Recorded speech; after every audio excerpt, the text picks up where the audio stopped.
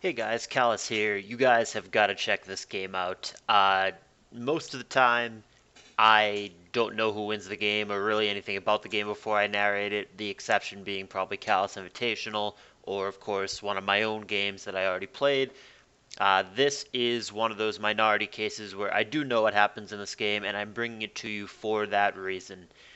This is for Ruins of El Premier League Week 2, Hclat, who's on my team, not that that matters for the sake of this game, against TDK on the opposing team. I had no idea what Hclat's team was going to be.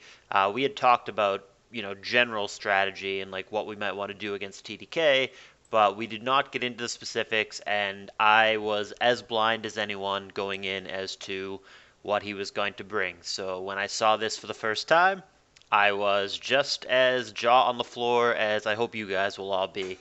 This is an interesting game for a couple of reasons, but there's one in particular that I really want to highlight. Let's get into the game.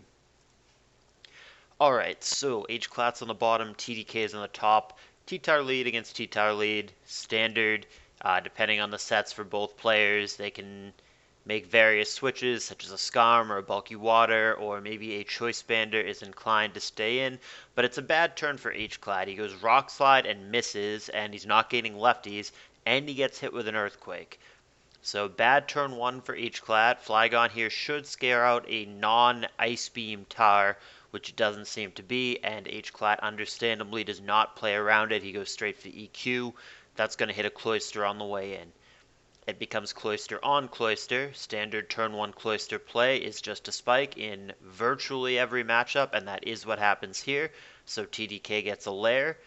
And now Hclat's going to go back to prevent a rapid spin, which does not come. So it's going to be a further disadvantage for him, and a very good start for TDK as the second layer comes down as Gengar comes in. So now Zapdos comes in. That's going to get hit with Hypnosis. Clearly an offensive team. I mean, the presumably CB Tower for Hclat and the Cloyster should have already told you that. But if there was any doubt, we've got a Hypnogar. Clearly an aggressive team here.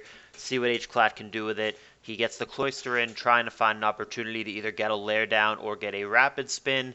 I have no clue why he didn't play around the Gengar here. I felt that it was pretty clear that it was coming in. I think Spikes was the better play, so I think that was a bad spin. Hclat's going to do nothing with this turn, and Gengar's going to come in for free. Thunderbolt will recharge the Jolteon with Volt Absorb. That was a good turn for Hclat, but he's still definitely behind at this time due to the damage on his Tar and the 2-0 Spikes disadvantage. And now Swampert comes in case there's a Thunderbolt or a Thunder Wave, which is what Hclat goes for. So 5 pokes out of 6 revealed for both guys. Cloyster comes in again just looking for an opportunity. Swampert's going to punish with Hydro Pump, and Hclat's Cloyster very low at this point, 18%, and not going to live much of anything from where he is now. So the question becomes, what do you do? This time he makes the right call, doesn't blow up into thin air. He does get a layer down before the Cloyster is more or less dead. And Hclat is not willing to let it die just yet. He goes to Moltres, which is interesting because Thunderbolt's the obvious play from Gengar, right? I think it was a mind game there, thinking, oh, you're not going to Thunderbolt. I could just go to Jolteon. But TDK does just go straight for Thunderbolt, and the Moltres gets rocked too. So a lot of pokes very weak for Hclat. The T-Tar's got damage on it. The Cloyster's basically dead. The Moltres has damage on it. TDK clearly in the lead right now. It is a switch out as opposed to a baton pass out, but Gengar gets the better end of this matchup, one of the best, if not the best, Flygon counters in the game. Cloyster comes in to fodder itself off. It didn't even need the Ice Punch there. It could have been like a missed Will-O-Wisp, for example. It would have simply died to the sand. And we've got ourselves a 6-5 with TDK in the lead and still having the Spikes advantage and the damage advantage on a number of pokes. So Hclat clearly behind. This is a good turn for Hclat. Thunder Wave on Gengar definitely helps. It was not for free. He did have to eat that 29% Ice Punch, but slowing down Gengar makes it way, way worse than it otherwise would be.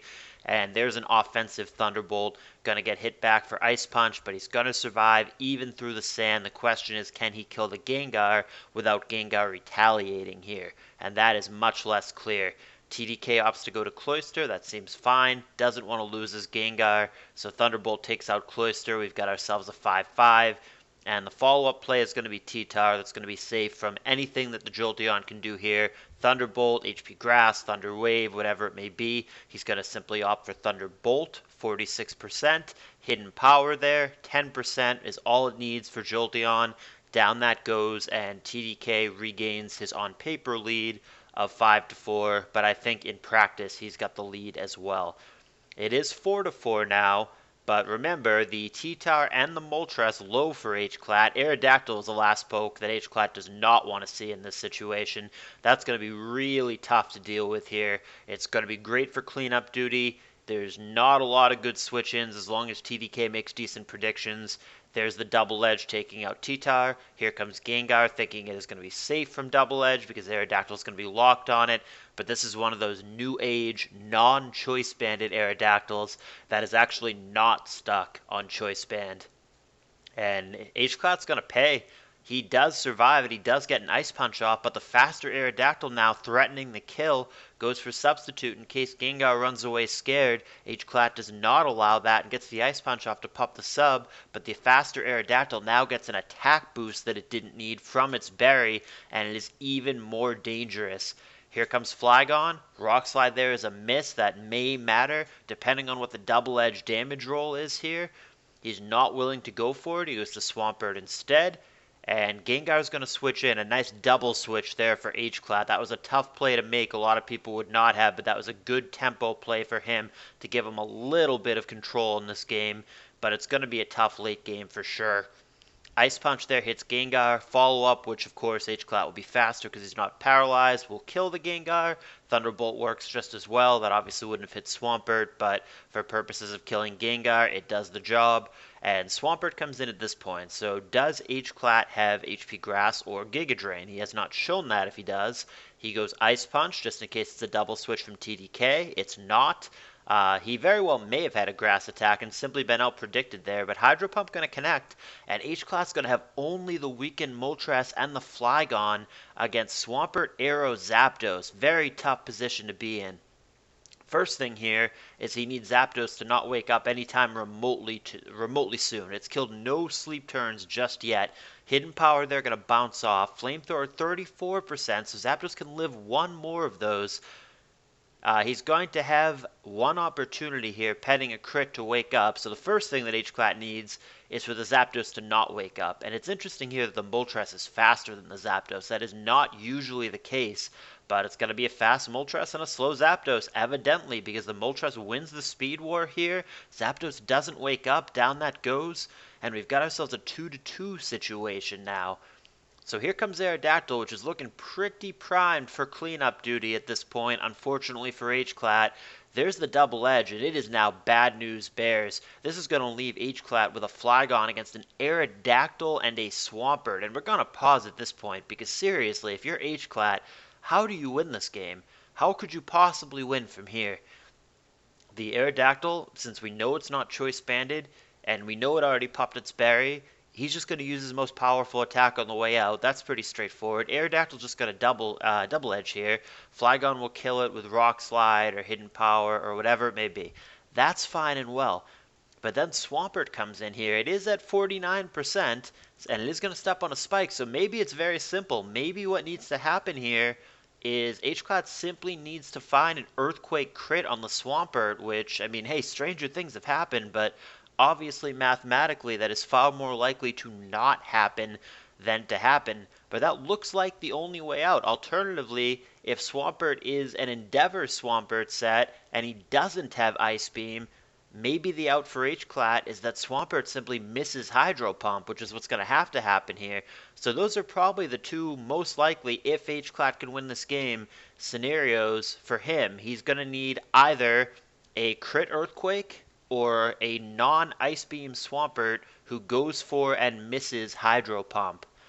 So that's probably what it's going to have to be. It's interesting here that TDK actually goes to Swampert as opposed to letting Arrow die on the way out. I'm not clear on why he did that, but we're going to see on this turn exactly why he did that. So this is actually a brilliant play for TDK. So the reason that he went to Swampert there is because he knew that Flygon was going to go for either Rock Slide or Hidden Power. And those things would kill the Aerodactyl because he can't Earthquake into the Aerodactyl, obviously, and he's obligated to try to kill it. But those things can't kill the Swampert, so it's actually brilliant because he's setting it up to where the Flygon's going to always hit the Swampert into Salicberry range, and he's not... He has no danger of killing it. Even if that Rock Slide were a crit, or even had he gone for Hidden Power and that was a crit, neither one can ever kill the Swampert. So that was brilliant for TDK. He switches it in to where he will always get knocked into berry range, and he will never die. So now that he's faster, Hclat's really in trouble. If he has Hydro Pump, a Torrent Range Hydro Pump from a now faster Swampert simply ends the game. If he... that's if he doesn't have Ice Beam, and that would make Hclat's only hope that the Hydro Pump misses. TDK, who's now faster with the Swampert, if he does have Ice Beam, from an obviously very special attack invested Swampert, Endeavorpert usually runs 252, 252, it's an easy KO on Flygon. So what could possibly happen here, pending a Quick Claw, which I would strangle and bench Hclat for if he ran that in a team tournament, what could possibly happen here other than a Hydro Pump miss that Hclat could possibly win the game with? Are you guys ready to see the latest tech in ADV? Are you guys ready to see something that is either total gimmick bullshit or might catch on and be the Flygon set? It's going to be one of the two. Check this out. Flygon's going to go for Endure. It is an Ice Beam Swampert, which is exactly what TDK would want to have in that situation. He's going to Ice Beam him, he's going to trigger the Endure and the Salicberry. All of a sudden, Flygon is faster than the +1 Swampert, and now all of a sudden, Hclat wins the game, pending a Rock Slide miss on the Aerodactyl. So check this out. So there's the Earthquake. That crit doesn't matter. It would have killed the Swampert one way or another. And now it's just Aerodactyl against Flygon, but Flygon's faster after the Salic boost. He's going to go for Hidden Power, so it doesn't even matter. He doesn't even have a chance to miss Rock Slide. That Endure turn actually wins him the game. The second he goes Endure and Hclat Ice Beams into him, and obviously Hclat thought he had it in the bag. Hclat wins the game on the spot on that turn because both Earthquake and Hidden Power have zero chance to miss on their final targets. I couldn't believe it. My jaw was on the floor just like everybody else. The spectators and I'm sure the whole team, TDK, I'm sure. I couldn't believe it. Endure Flygon, Endure Salicberry Flygon is going to clutch it out here, and you cannot fault TDK whatsoever for not playing around that. This set is not a thing. This is a prime example of where surprise value is incredible. Maybe TDK would have made a different sequence of plays if this was a known, established set in the metagame. Maybe, maybe not. But this is not a set at all. This is something nobody uses, nobody's seen, and TDK did what every single one of us would do. He made a brilliant play, first of all, to even set it up and basically lock down his victory 99% of the time. And then all he had to do was click Ice Beam, which is what all of us would do. But Hclat busts out this brilliantly creative set with the Endure Salicberry Flygon, and he's going to take down the game out of nowhere. An absolute robbery. I'm sure TDK thought that he had this game in the bag, but look how it turned out. So you guys let me know in the comments what you think. You guys let me know if this is just some gimmicky meme bullshit or if this is a legitimate set, even if it's a niche set, that is actually going to make some kind of impact in competitive ADV. I'm very curious what you guys think. Let me know, but I hope you enjoyed the game because I do not get to narrate games like this where something truly new and different comes out. ADV is a million years old. Yes, the metagame changes a little bit as time passes, but it's very rare that something truly new, truly original, truly, wow, I've never seen that before, gets used. And it got used here, and it won the game. Let me know what you guys think. Thanks for watching. Thumbs up if you liked the video, and I will see you guys next time.